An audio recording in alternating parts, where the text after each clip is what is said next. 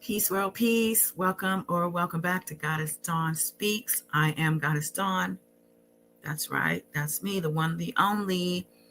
You can also call me the $1 trillion goddess. You can also call me the Queen of Info. I mean, I really don't have all the info, but fake it till you make it. Listen, happy Thursday, June 26th, week 7, day 30 of the Diddy trial. Closing arguments started today. Prosecution giving their final swing. Okay. But we got to do this YouTube thing and let it do what it do. So we're going to give it a few minutes to warm up, notify the folks. And then, I'll be right back and we're going to do this thing. There's a lot of oration, so I'm going to probably just jump right into it today. And defense, I believe, is up tomorrow. And my friend Anthony A.S. Cobb is going to do us the favor, the good deed. All right. I had a request for I Need Everything. So I'm going to throw that on.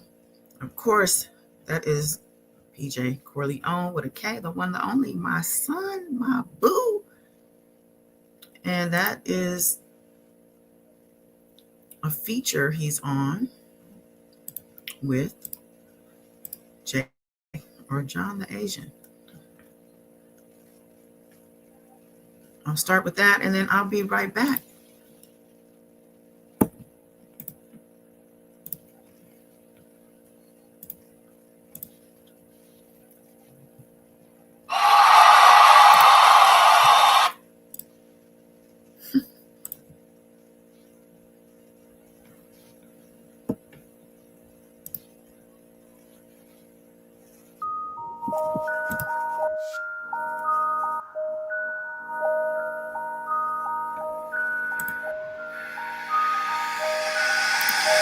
I got 20/20 vision and a pot to piss it. Coming for your dinner, where my juice, where my chicken. I need everything. I've been hungry for the start. I need everything. Run the juice, run the car. I need everything.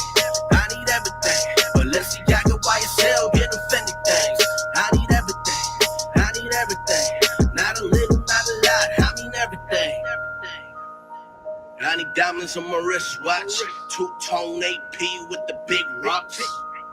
$500,000 on my neck, 6-figure on the dot. Hey, time to cut the check. I need Fendi, I need Gucci, yeah, that ball ring.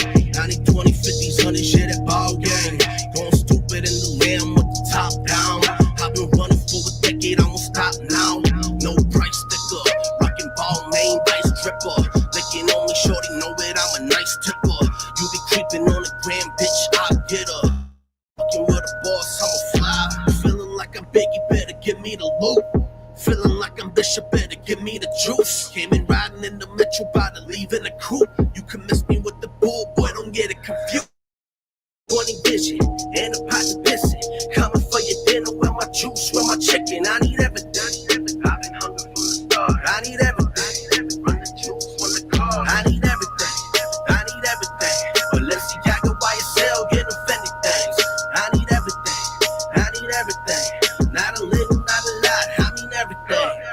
Point the pistol at him, take the money out the register. New bitch look like Sierra, it's apparent I done leveled up. No Yaves is Ferrari, push you started when I rev it up. My slimey's right behind me, fucking fair one, You don't get it, ho, if you don't give me everything. Married to the game, flipped the rock and bought a wedding ring. Shit that I be rocking out of stock, on top I better be. If I ever flop, I'm blocking pockets out your pair of jeans. Look, don't stare at me, spend everything on Beverly. Rarely there's a nigga out there spitting who ain't scared of me. Invited me, I missed it, hit DK, she do the scheduling. My exes all regret it, bitch, I'm on the big and better things. I need everything, hey, ring and a chain. Hey, drinking every leaf, I roll up full of Mary Jane. Harry, girl, I hit to be a 10 with friends and everything. Hit up JTA like, what's the play? And he said, hey, I got 20/20 vision and a pot to piss it. Coming for your dinner, where my juice, where my chicken. I need everything. I've been hungry for the start. I need everything. Run the juice, run the car. I need everything. I need everything.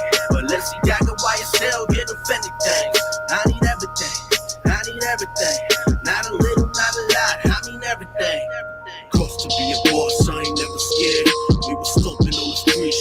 never there.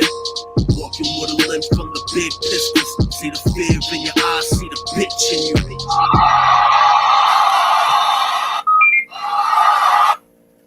All right. Let me see where we're at time-wise. Give me another 1 minute or so. Just doing some prep. Appreciate you. I think I'm gonna do what I did yesterday and show some. Oh, I'm not ready for this one yet. We'll be back to that one.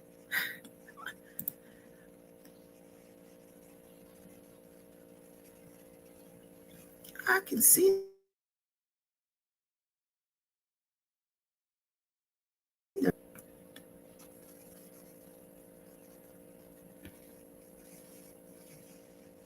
systems are slow.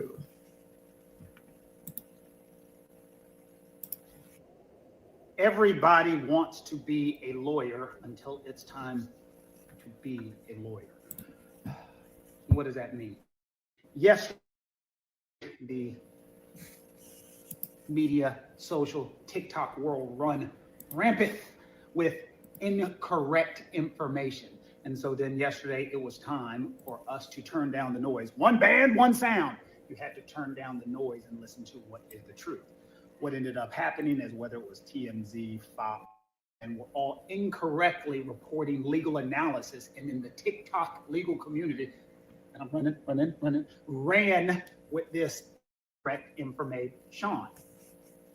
Why is this important? Because a lot of folks are relying on in the Diddy trial based upon incorrect information, based upon what people think, not what they know. And that's what ends up happening. So a couple of things. One, unrelated, if you're out there looking for an attorney, looking for someone to represent you, you ask a couple of questions. Do you actually try cases? Do you actually practice criminal defense work? And have you actually even been inside of a federal courtroom? A lot of people want to be loud and be theatrical, but if there's no substance behind there, no work, no actual acumen, run. I'm seeing so much incorrect information yesterday about Diddy's charges were dropped because people simply didn't do the research and didn't look at the law, and that scared me. And that's from lawyers. I'm just reporting, well, this is what TMZ said. I don't know what law school TMZ went to. So be very careful with that when looking for someone. Make sure they actually know what they're talking about, and you're not just saying it because a lot of folks are on here simply for TikTok views and try to make money. And yeah, we don't get any money from TikTok whatsoever. We do it because we like doing this. So the closing arguments are literally TikTok doc about to start on Mr. Combs's trial. Wild, because when we started this TikTok journey, I think I had like 3,000 followers, and then the analysis, and now we're up to 388,000, and it's about to be over. Seems like yesterday we rocked the show. I laced the track, you rocked the flow.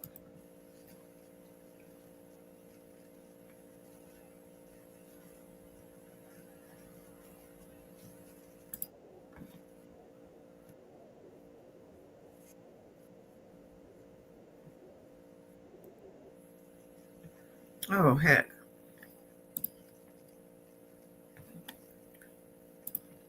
Thank you for your patience. How long have y'all been sitting over here? Did I not switch the tab? For quite some time. And so did y'all hear this guy at all? Oh my gosh. Everybody. Okay. I guess we'll save that one. I'm thinking y'all listening to this guy. Okay. Well, listen, I'm about to dive in. But not before I say what's up to everybody who showed up today. We are almost home when it comes to the end of this trial. I'm excited. I don't know about you. I can't even imagine being down in New York for this and having to juggle everything as well. I know a lot of people said they're leaving since the deliberations are starting. And people are getting crazy out there. They said there was a whole fist fight in the line this morning. Okay, what are y'all talking about? You need to... Everything for you, GT, is sleep. You need everything, and you need sleep. Okay. Yes, please hit the like button. I'm just going to throw a little picture up here. Closing arguments. I think I'm going to start off with Inner City Press. Okay, U.S. versus Sean Combs, day 31. U.S. closing. After said, some theories of liability will no longer be pursued. He said at 9:37 a.m. it begins. The judge says, good morning. We emailed the charge to the parties, not in the docket yet. The reporter is asking. But there is still sometimes government is capitalized. We'll change that and an instruction about witnesses. There should be no disruptions during the closings. I'll tell the jurors that it will be a shorter day today, longer tomorrow, and then during deliberations, it will be up to them. Ms. Slavic will be here at 10 to deliver the closing. Shapiro says there are some italics we want out. They say, okay, and there's a break to 10 a.m. At 10:02 a.m., the judge says, while we wait, Ms. Comey, do we have the laptop ready? Maureen Comey says, I'll defer to Ms. Garagos. Garagos says, we'll have it ready tomorrow. The judge says, with only the admitted exhibits, I'll ask tomorrow. Let's get our jury. All rise. The jurors enter. The judge says, give your attention to the parties' closing arguments. Today will be shorter, the U.S. closings. Tomorrow, the defense, the rebuttal, my instructions, and begin deliberations. The jurors who will stay. The jurors who will stay. Oh, okay. The alternates don't stay for that. That's right. I was like, are they going to do a switch out of jurors?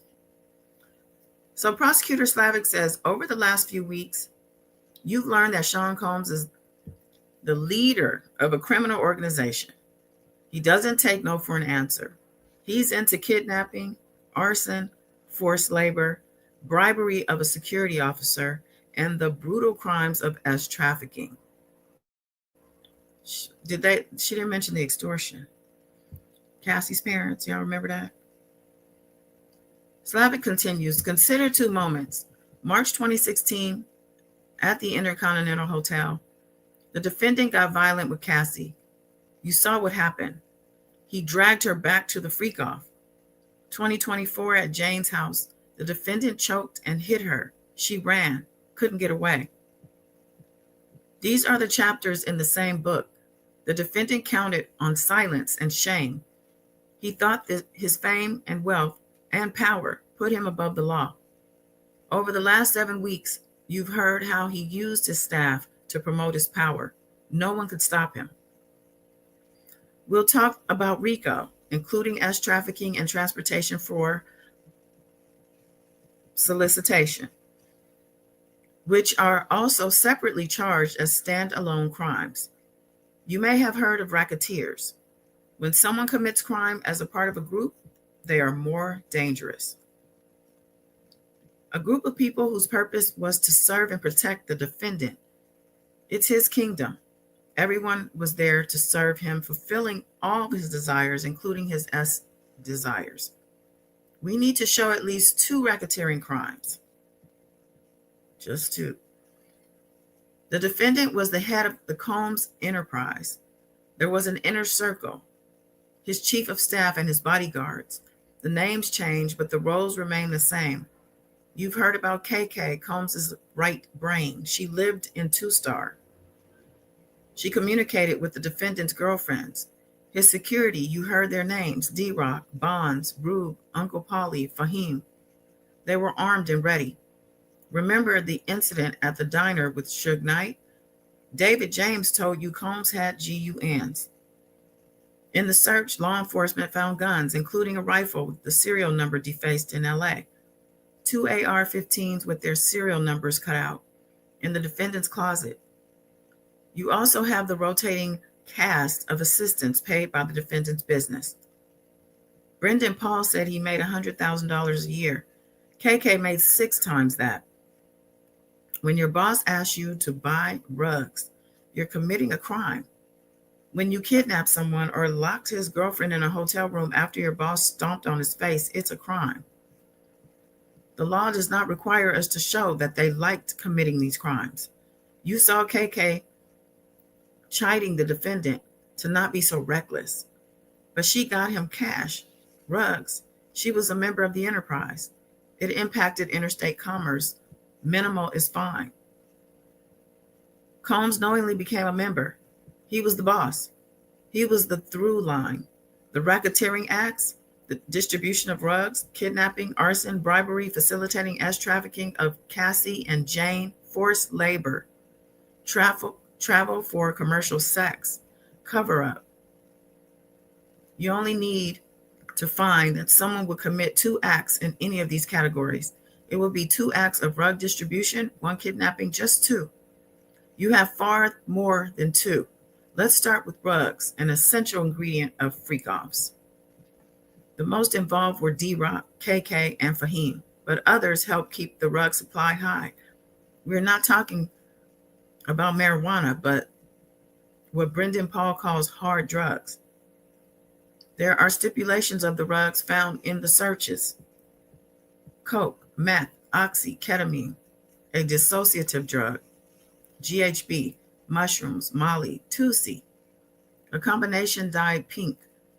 It's 1305 and 1306. The quantities are not relevant. It's not an element of this crime. Distribution does not require a sale.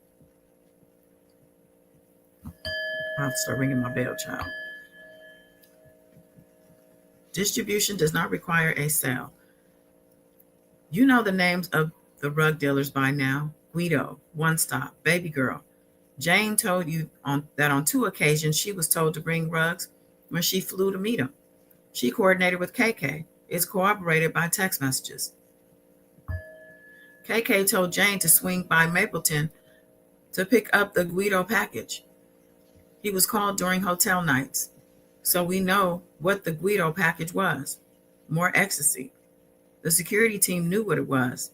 Guido texted Fahim, Puff has a $450 balance with me. Brendan Paul asked for $780 for personal Gucci items, that is, hard drugs. Rugs were distributed. Doesn't matter, he wasn't buying kilos or selling them. Personal use is just a distraction. They bought and distributed to people around him. Cassie used rugs at every freak-off supplied by the defendant. He introduced Jane to rugs, gave them to her at all but one hotel night. He gave rugs to Carrie Morgan and Banna Bongolan. He made Brendan Paul try Tusi to see if it was good. D-Rock would text One Stop, need to see someone for Bro, that is, the defendant. Guido asked Fahim to cover the defendant's rug debt. KK knew he was distributing rugs to the woman for the Wild King nights. Jane told KK she was having a bad come down. KK gives pro tips on how to deal with it. Plain and simple, this is rug distribution. How about kidnappings? They committed them under both California and New York law. Consider Cassie. Bond made her stay put.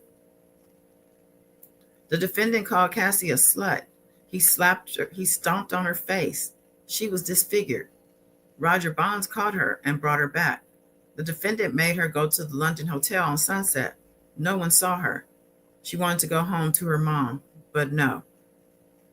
It's clear Cassie did not consent to staying in the London Hotel. David James testified the defendant demanded to see his search history. If he had posted that the defendant assaulted Cassie in the club, then there's Capricorn Clark. They made her take a lie detector test for days in an empty office building in Manhattan. This was 2004. She was holding expensive jewelry that went missing. Uncle Paulie took her to the future headquarters of Bad Boy. She was tested for 5 lies. The man administering the test told her if she failed, she'd end up in the East River. In Central Park, the defendant told her if anything happened to her, he'd have to unalive her. David James remembers this. He was tested too, to get the rat out of the team. In December 2011, Rube helped the defendant kidnap Capricorn Clark. It started on December 2nd, 2011. The defendant banged on Capricorn's door with a GUN. He was out for revenge. He barked an order at Capricorn. Get dressed. We're going to unalive Cuddy. They drove to Kid Cudi's house. The defendant had a GUN in his lap. This was kidnapping. He moved for a substantial distance. The defendant said he wouldn't let her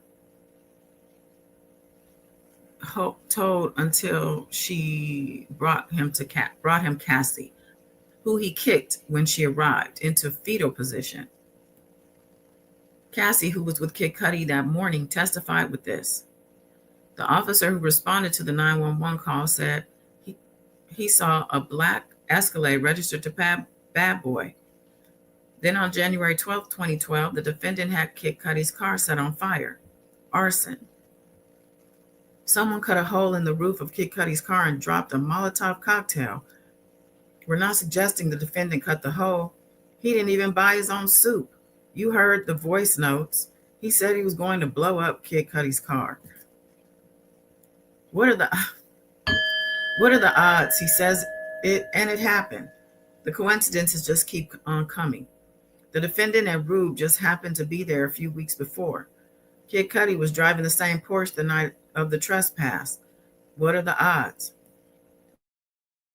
Conflicts with no one except the defendant. Then D-Rock brought Kid Cudi to the defendant, who was looking like Marvel's supervillain.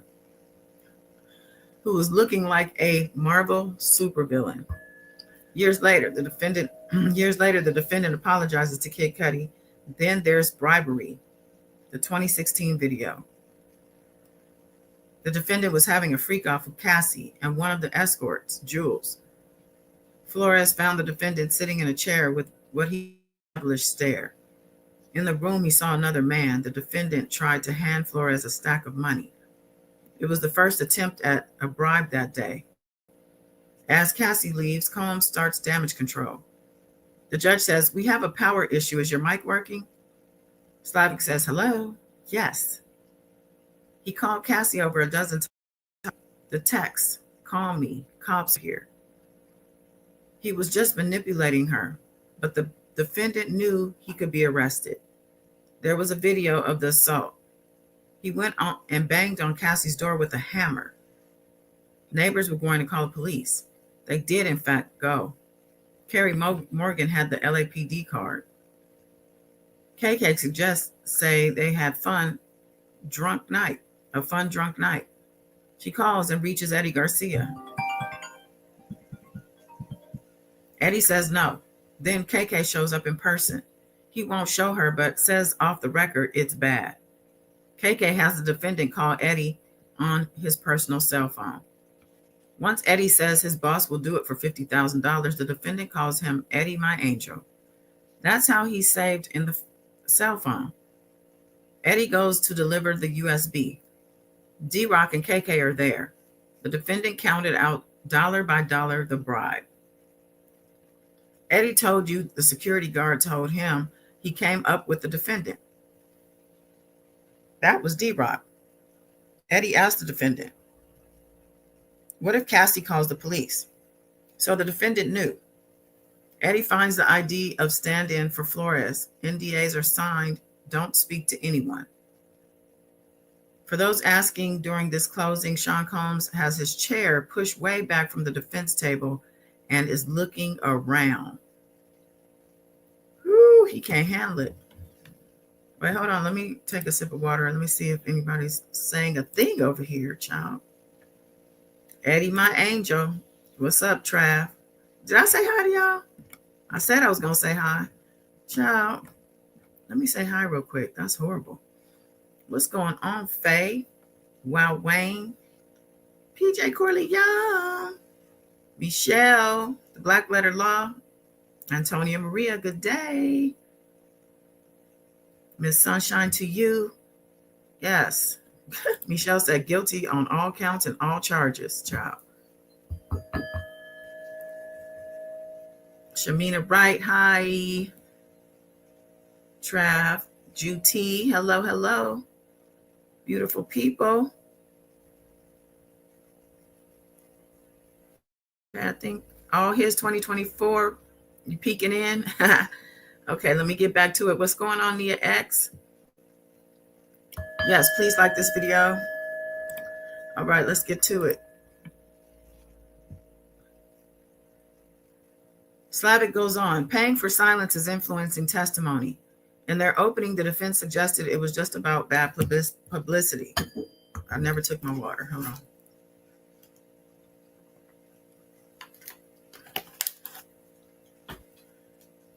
Slavic continues. Police involvement would hurt him. The two are connected. The next racketeering predicate is S trafficking. Defendants' inner circle assisted, whether they wanted to or not. Threats, drugs, lies, and illegal violence to make them have sex with escorts. This is not an attempt to criminalize dysfunctional relationships or personal sexual behavior. They did not want to have sex with strangers while the defendant masturbated. They were all covered in oil and sore over and over again. We are not asking you to find that every hotel night or freak off was S trafficking, or even the majority. You only need to find the elements were met one time, one freak off. That's it. He's guilty, but it was way more than once. One time. Let's start with Jane. Turn off the public screens. It says Combs is still in his chair, passed back from the defense table, pushed back, I guess, at which Xavier Donaldson and Alexander Shapiro have their chins in their hands. Slavic continues, consider the sobriety party and in Jane's house. Let's start with the love bombing stage. Jane was head over heels. They traveled to the Caribbean. Dr. Hughes talked about this. She never met with any witness, but it was like she knew them. Love bombing is a tactic. He was grooming her. He gave Jane ecstasy. She fell to the ground, convulsing. The defendant liked baby oil and red lights. They introduced in May 2021. She wanted to please her partner. She was high. The defendant had a freak-off setup that very night. An escort came. Jane was excited by that first experience. She didn't realize she had opened Pandora's box. It became 90% of their relationship. For a while, she went along. Then she told him she wanted it to stop. There are texts about this. They said the texts are shown with the screen off. Jane wrote, I wanted to do things outside these rooms, to travel with you. The defendant ignored Jane's discomfort. Those hotel nights were not about what Jane wanted. They were about what the defendant wanted to see. He decided how long. Jane said if she was going to have sex with strange men, she should choose which. The defendant made her ask them for new photos. These were not for her. When she asked to use condoms, the defendant was not happy. He was dismissive and condescending. She would try to have it go faster. He'd order her to slow down. It was all about what he wanted. He dangled carrots. He gave her gifts and money. He lied to her repeatedly. She asked, when are we going to get away? He said they go on a yacht, but didn't. Here's what Jane wrote in her notes app. I don't want to have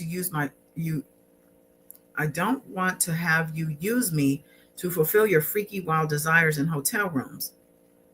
He used his payment of her rent as leverage. The carrot turned into a stick. She wrote, the threats and innuendo are nonstop.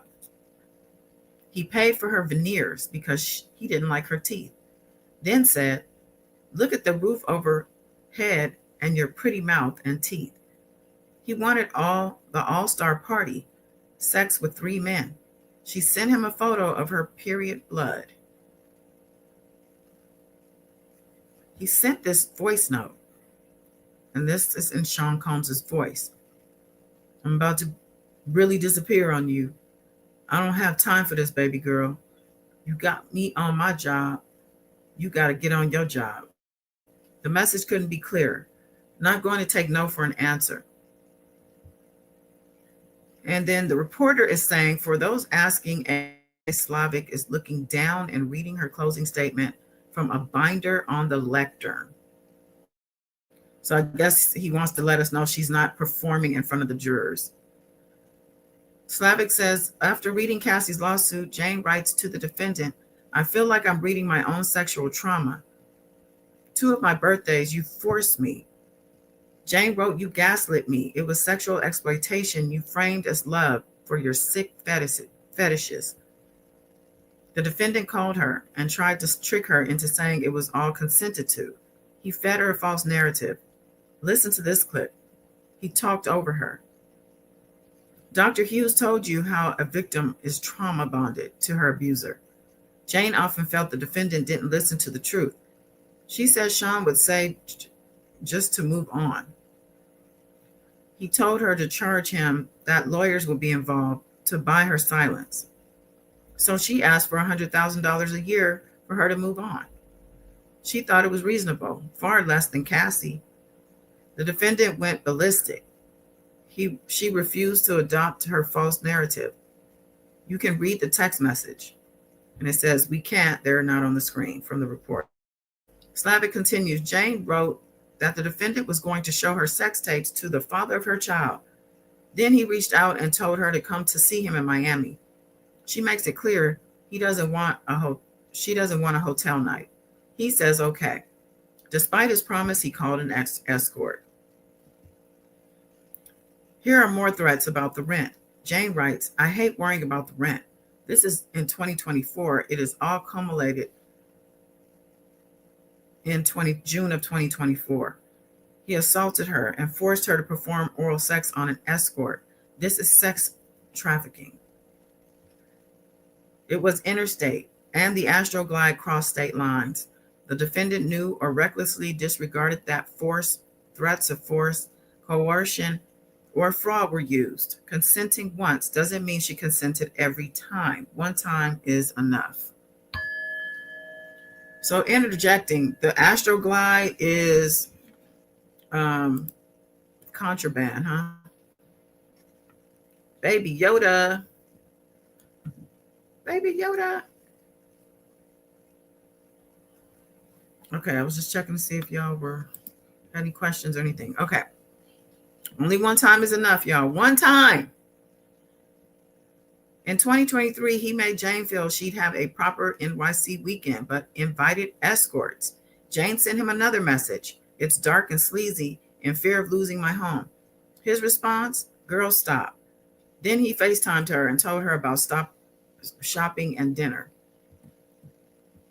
He lied. Look, the public screen is still off, they say, for a summary chart. He also texting Paul Arthur as escort. An escort looked at the messages.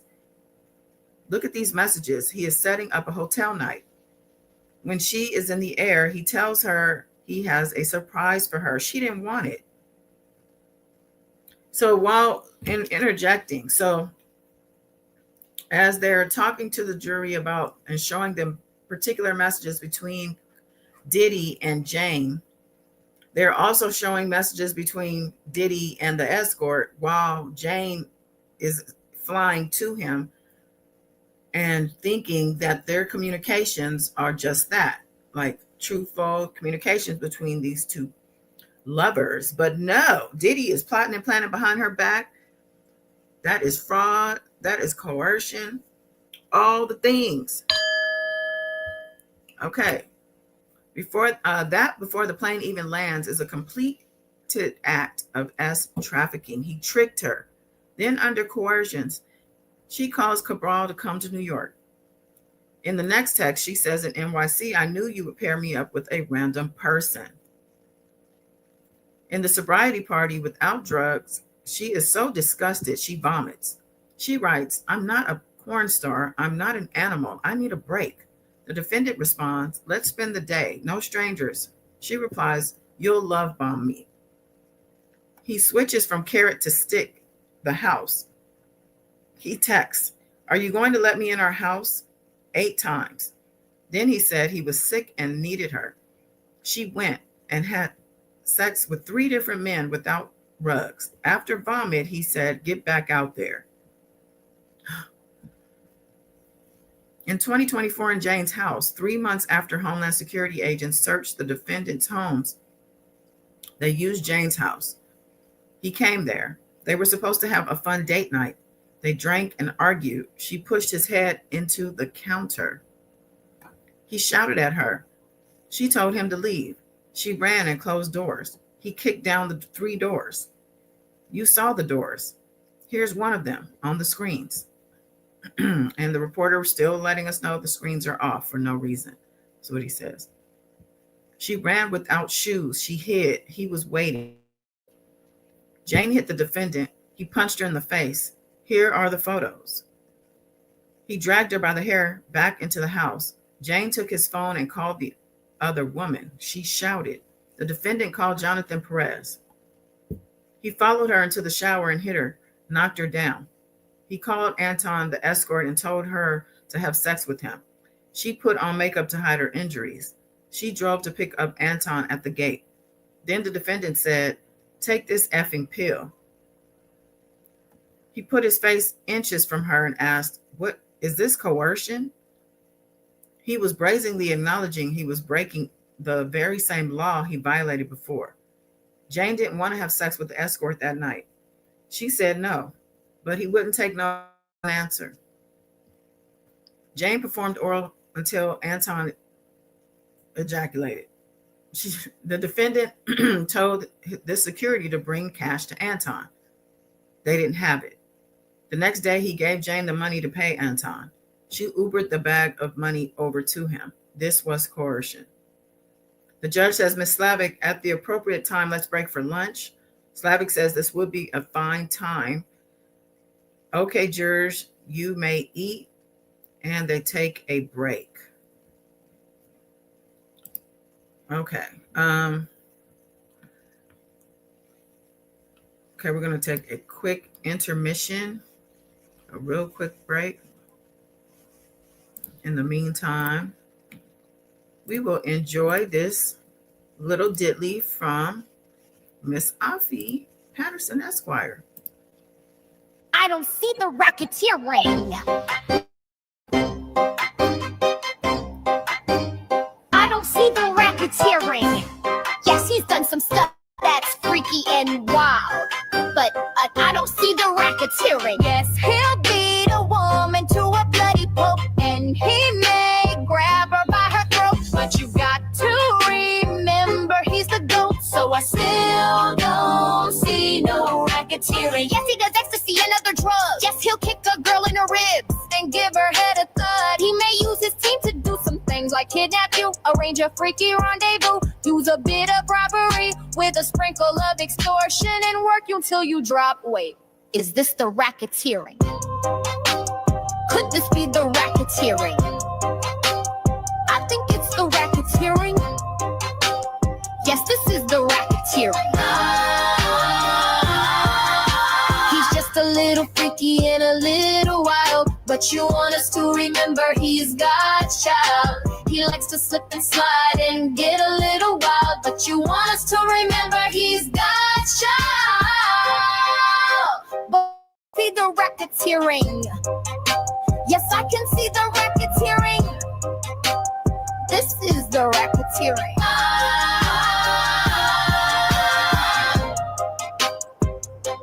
I don't see the racketeering.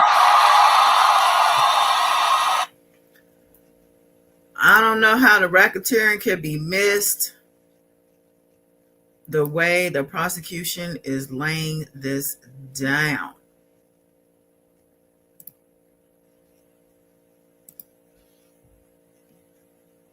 Okay, let me find where I was at.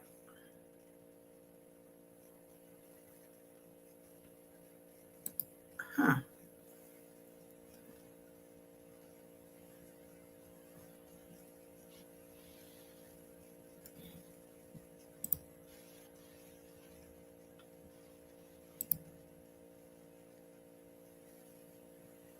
Okay.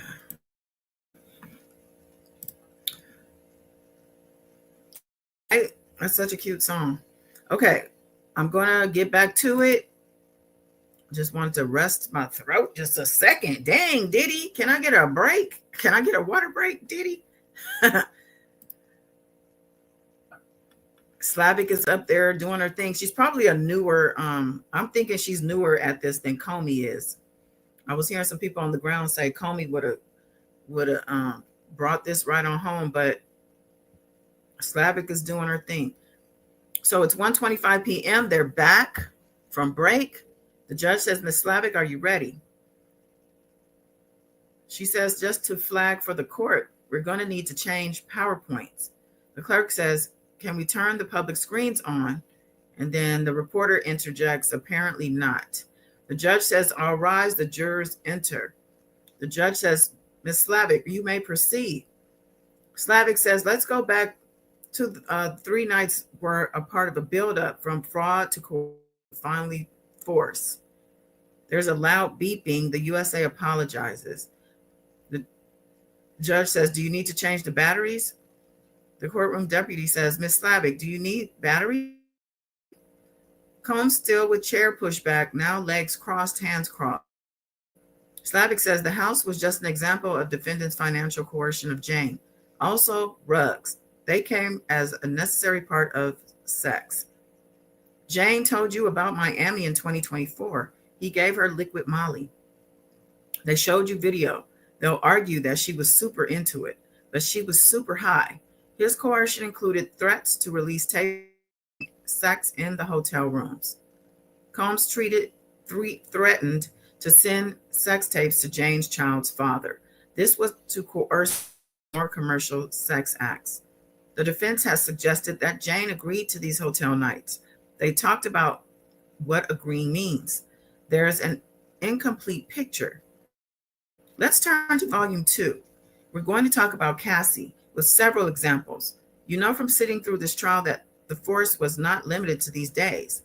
Through the decade they were together, he forced her to have sex with escorts. Cassie was 19. He was in his late 30s. He signed her to a 10-record deal. He took her on a yacht and gave her ecstasy. They had sex. They were in a relationship. She had just turned 21. The defendant was her boss, who called all the shots. He molded her. He told Capricorn, let me show you, then ordered Cassie around. She did it. Walk and turn around. Total compliance. He didn't take no for an answer. He was abusive, physical, emotional, psychological, sexual. They want you to call this domestic violence, but he was forcing her off. He controlled everything. He demanded that her nails be done a certain way on red carpets. The Vanity Fair party in 2014, Deontay Nash told you. He shouted. Combs shouted, I thought I told y'all she had to have her hair up. He wouldn't let her take money from her music. She was offered the chance to do a Common video. Puff said no. He paid for her car, clothing, phones, and vacation. He made her dependent. He did it to her family, too. After he found out she was with Kid Cudi, he demanded $20,000 from her parents to pay him back, or he'd release sex tapes. That month, in just this account, he had $3.2 million coming in and out. This was about control. Remember what Dr. Hughes said. When a victim on unsure footing, the abuser has control. He punched her, kicked her, dragged her. When it was bad, he hid her in hotels to heal and not be seen. You saw photos and video. D-Rock, Rube, Pauly, they knew. He attacked her for attending a Prince party until Prince's security intervened. Mia and Myra Morales described abuse to you. Cassie told you. When she got to the house, he threatened to release the sex tapes. He assaulted her.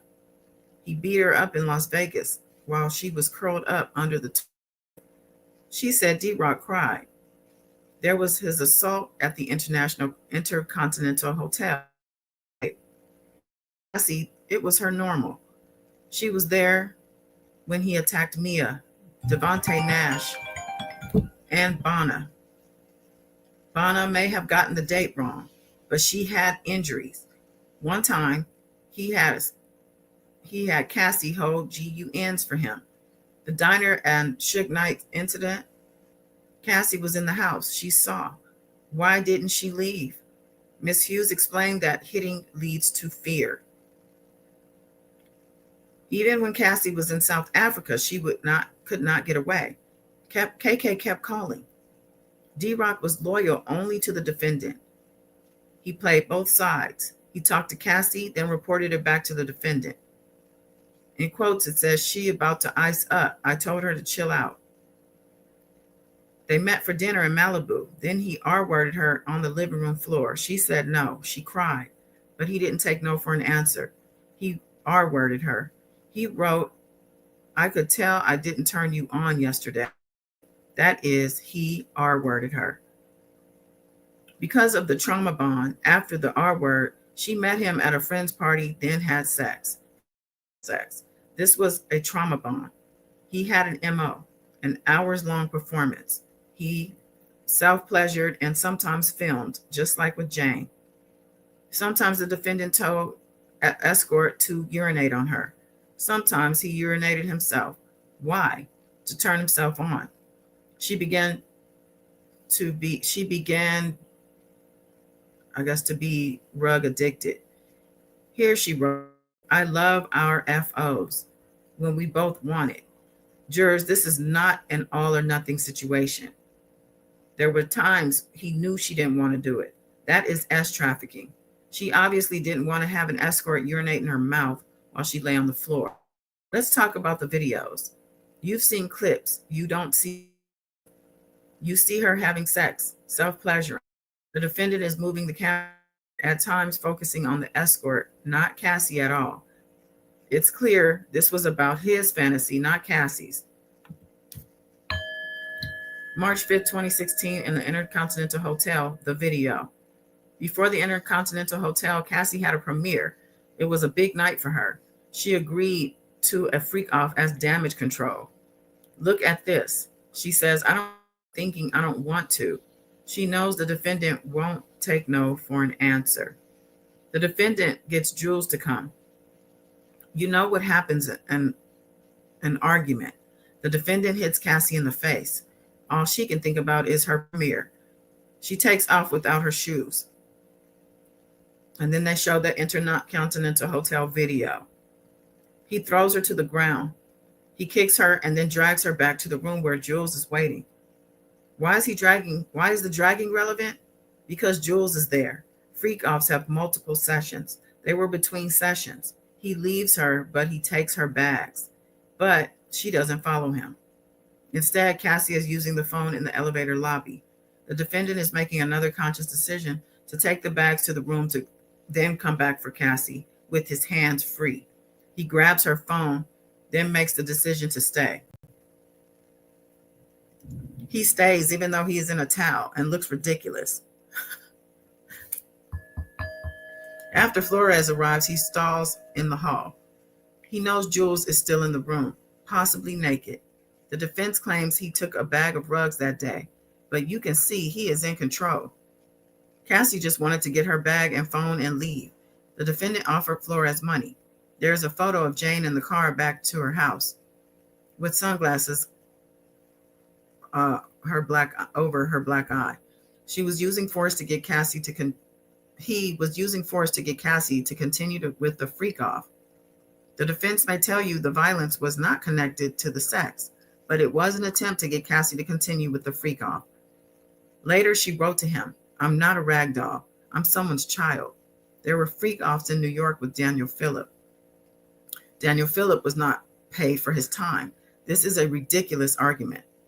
In one freak off between sessions, the defendant told Cassie to come in the bedroom. She kept using the computer. The defendant threw a bottle, dragged her, then slapped her. Daniel Phillip heard Combs yell, "B, when I tell you to come here, you come here." After that, Daniel Phillip could not perform, but a completed act is not required for sex as trafficking. This is as trafficking. Cannes, they were at the film festival. The defendant accused Cassie of stealing his rugs. He threw her off the boat they were staying on. Mia heard an audio of this, recognized the voices. They flew back to New York. She traded seats to get away, but he followed her and showed her freak-off videos. He threatened to release sex tapes. When they got to New York, they had a freak-off. This is another example of clear-cut coercion. He threw her off a boat without her passport. He wanted Cassie to be afraid to say no to him. Cassie said, I didn't know what no would mean, what no would turn into. He could be violent. The defense said Cassie made a choice every day to stay with him. Step back. Imagine yourself as Cassie. This was force. This was the leverage. The drugs, disassociative and numbing. She needed that buffer. Yes, some of the messages are explicit. That doesn't mean sex with escorts at freak-offs. In 2009, he wrote, "You're supposed to be seducing me all day." Cassie told the defendant she didn't want to do freak-offs. Take her birthday party. Deontay told you about it. He demanded she freak off, and she did. What choice did Cassie have in the end? She did not she did not have the freedom to make voluntary adult choices. Let's go back to count 1 for a minute. While it was the defendant in the freak-offs, but he had help. From KK, D-Rock, Fahim, they knew it was wrong. How did they facilitate? KK got strange men access to rooms the defendant and Cassie shared. KK got Clayton Howard, Dave, access to the room. Jonathan Perez found the video of Cassie having sex with an escort. He showed it to KK. She knew. Fahim saw it too. Fahim got rugs to the defendant even during the freak-offs, between sessions. On February 18, 2024, after Jane told KK, KK still sent stuff for Wild King nights. D-Rock iced Cassie's black eyes. It would be absurd to think D-Rock didn't know what they were doing. Of course he knew. I expect the defense will say they did not know. David James saw a stranger. Deontay Nash saw one. Jonathan Perez saw a video of Jane having sex with another man while the defendant watched. Interstate travel for prostitution? The defendant paid escorts. He caused the travel. He sometimes booked it. The transportation counts do not require force, fraud, or coercion. Even if all consented, we all know that's not true. It's still a crime. It's just knowing transportation with the intent the individual engaged in prostitution. For count 3 freak-offs involving Cassie, the escort's travel was often booked by travel agents. She remembered Dave, Clayton Howard. He would travel from New York to Miami or LA. Another travel to Ibiza, GX 1402. This was Jules Theodore at the defendant asked for Jules' name for the ticket. The defendant's Amex shows he paid for a car. There's the $2,000. The defendant texted, "I will tip you." For what? Sex. For this incident alone, the defendant is guilty under count 3. But there's more. More Jules at the London hotel starting at 7 a.m. Consider this. Paul going to Turks. The defendant says, "How should I pay?" He paid for Paul's travel to Turks for sex. Here, Reggie flew from Las Vegas to LA for sex. He is never tired. Jane sent $11 via Cash App.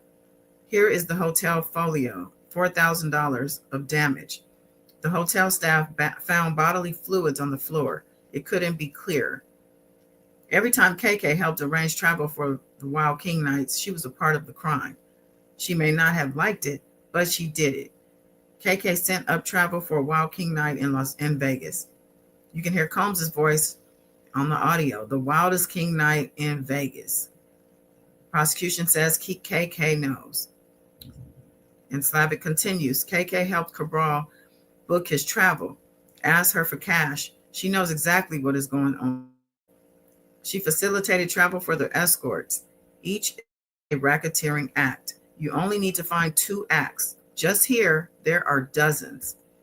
Afternoon break. And there is a break. Okay, let me take another break. Quick water break. Let's see comments. Slavic is cooking. Okay. While the prosecution are really landing the plane. That's right, Faye. Shamina says HSI has wide federal authority, especially in cases involving immigration, trafficking, cybercrime, financial fraud, import-export violations, and national security threats, child. Thank you for breaking that down, Shamina. Yeah, I know Faye had asked about HSI being involved, I think, right? And I think it's their human trafficking division that did the raids. Exactly. Thank you, thank you, thank you. Okay, smart people only over here. So they're back from break at 3:31 p.m. When Judge Subramanian asked AUSA Slavic how much more time she has, she said 1 hour. Let me get I always forget to get the water. Hold on. The jury is entering. All rise.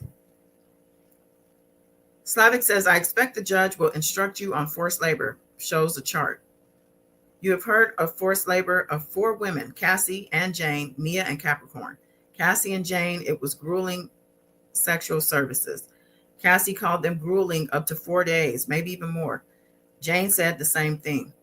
Cassie and Jane were on call to perform freak-offs for the defendant whenever he wanted, wherever he wanted. He used force or threats of force. He would say, on a high note, let's push through. You're not tired, are you? It took weeks to recover for these freak-offs. That's forced labor.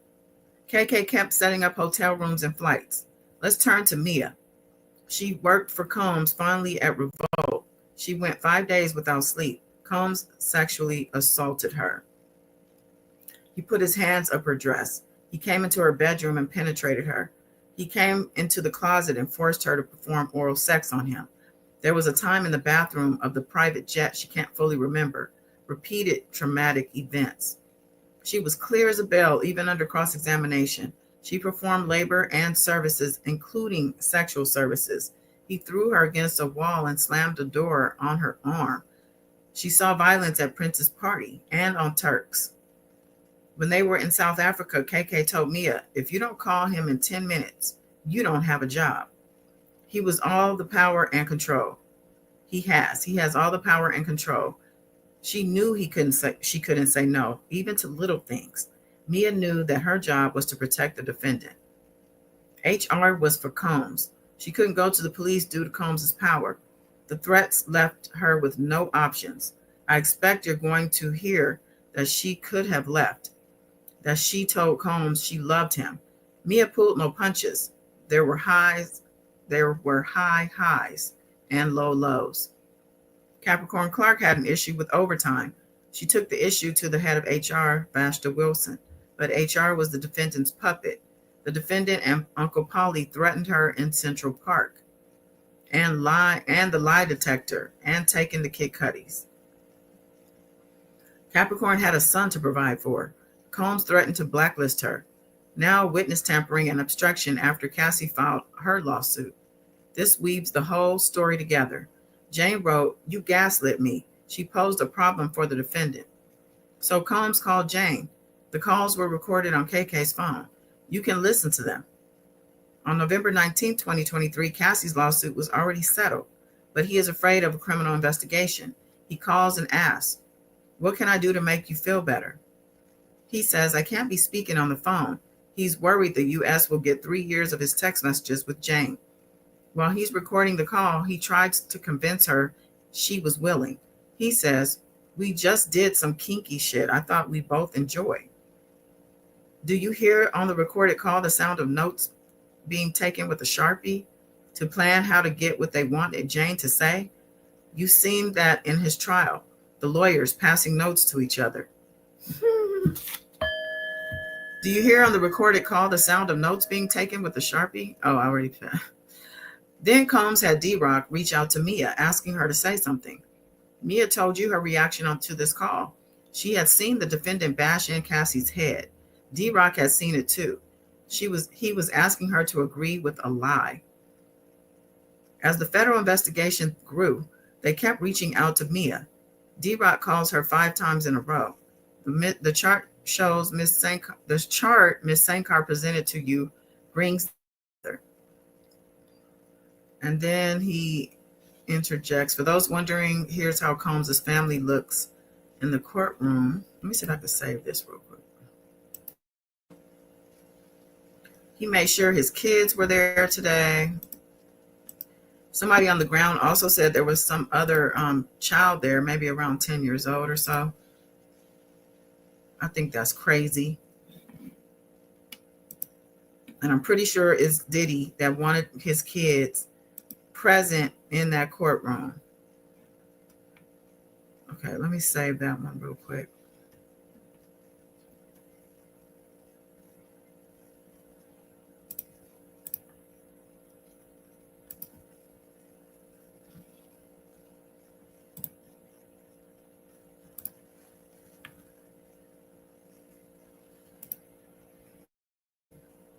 So there's the family in the gallery. Okay, Slavic continues. The defendant's conduct towards Mia is also obstruction and witness tampering. Also obstruction. The video of the intercontinental assault. It's bribery, but also obstruction. Finally, venue. We only have to show an act in this district. Doesn't have to be criminal. SDNY includes Manhattan and the Bronx. Count 2, it's in Manhattan. Count 3, freak-offs. Jules to the London Hotel in Manhattan. Count 4, Jane in Manhattan. You spent 7 weeks. A lot of evidence was hard to hear or see. You heard from Kid Cudi, whose house was broken into, and you heard from Regina Ventura, Deontay Nash, how he ran the Interpol control. It's time to hold him accountable. It's time to find him guilty. The judge says we'll continue tomorrow. Jurors do not watch or read anything about the case. All rise, and the court is adjourned. Shout. Okay, I was just making sure there's no extras. Let me check P. Diddy trial updates thread as well and see.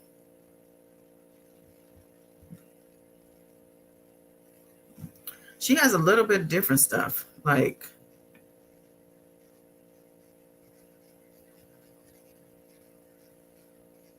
okay, after Cassie's text then quickly added when we both want it. That second part matters. When we both want it, because most of the time it wasn't that she wanted it. He demanded. These encounters weren't romantic. They weren't mutual.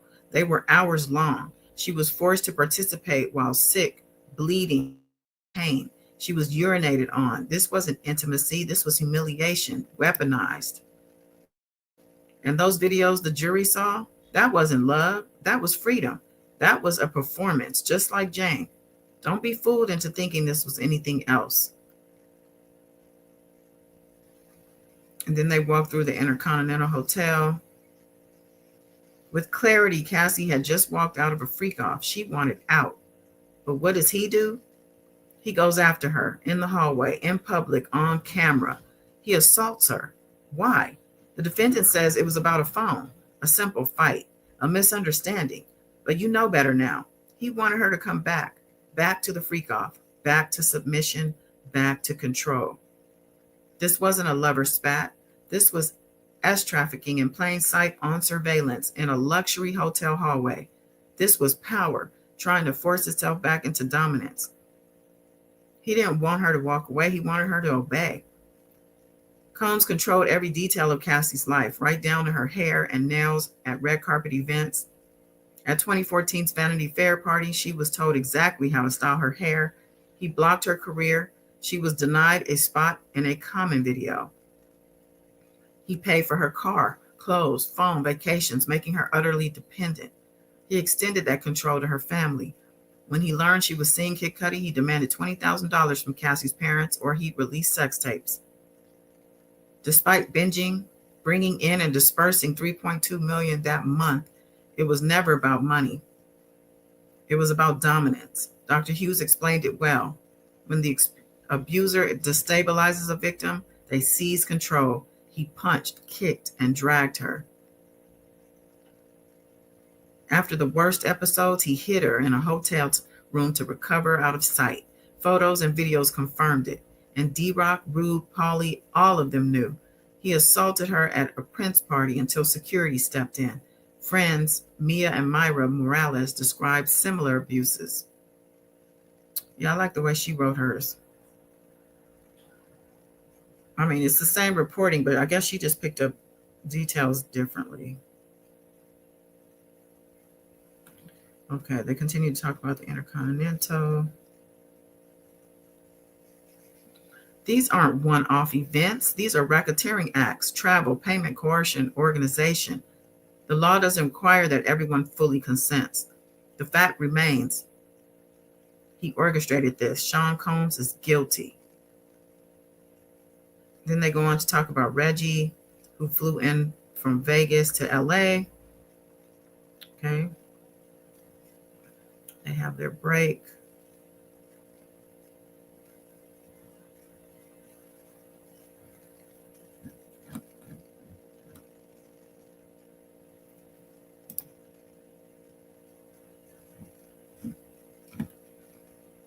Okay, so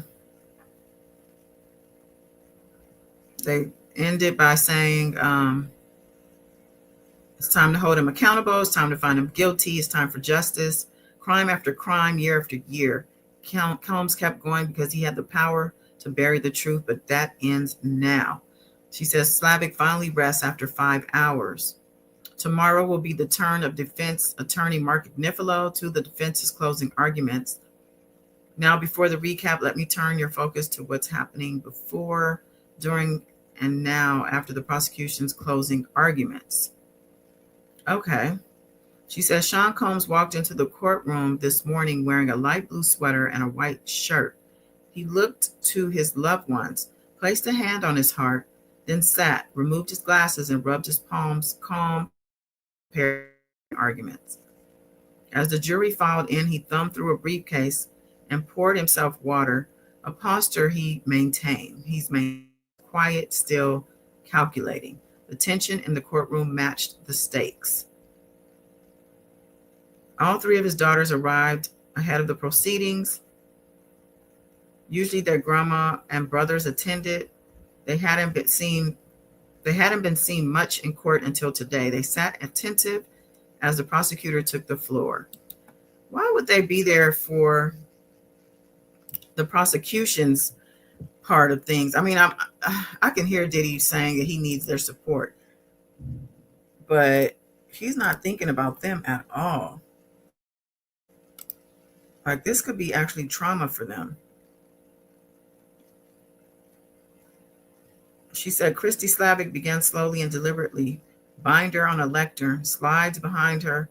She opened with force. He doesn't take no for an answer. Combs, for the first time, slowly shook his head. Oh, they have a picture of her up. Let me see if I can save that.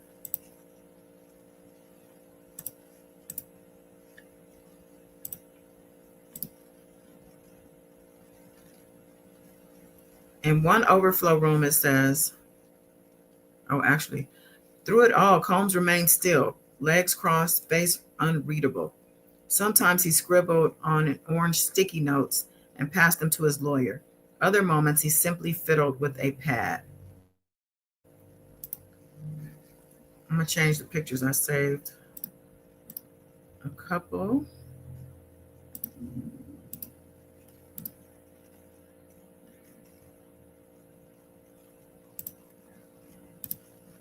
This is Slavic up at the lectern.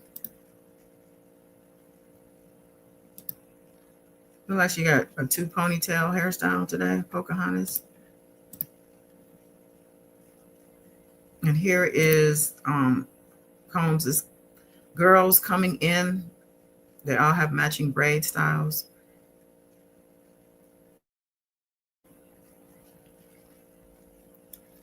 Wow.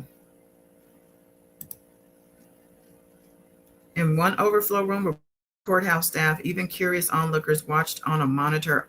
One alternate juror noticed the crowd and softly said, "Oh, geez, lots of people." Judge Subramanian had earlier warned Combs, so no gestures could be seen from him as jury communication. He remained motionless until lunch. Then he looked at the clock, stretched, and waved at his children. When USA Slavic finished, there was no eye contact, no reaction from him to the jurors. Tomorrow, defense attorney Agnifilo will take the stage. He sat beside Combs, taking careful notes. Now it's his turn to counter the 7 weeks of note by the prosecution. And there you have it. So it'll be another tense day to see how are they going to combat.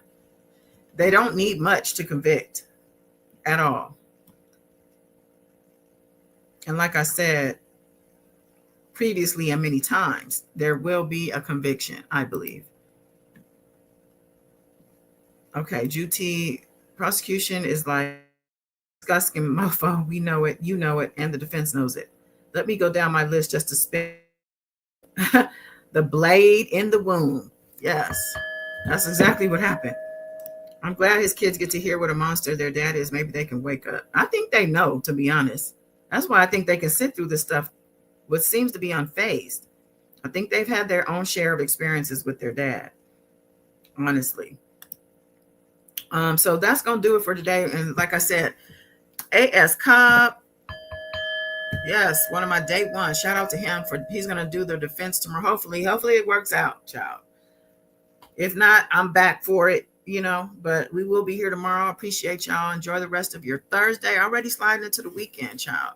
Hallelujah. Now give yourself a round of applause. This life thing ain't easy, child. Give yourself a pat on the back for doing your damn thing in this crazy world. And we found each other too. That's another reason to applaud. Yes, I'm so happy to have found you. And I'm so happy you have found me. And I will see y'all back at this tomorrow. Peace and love. Bye.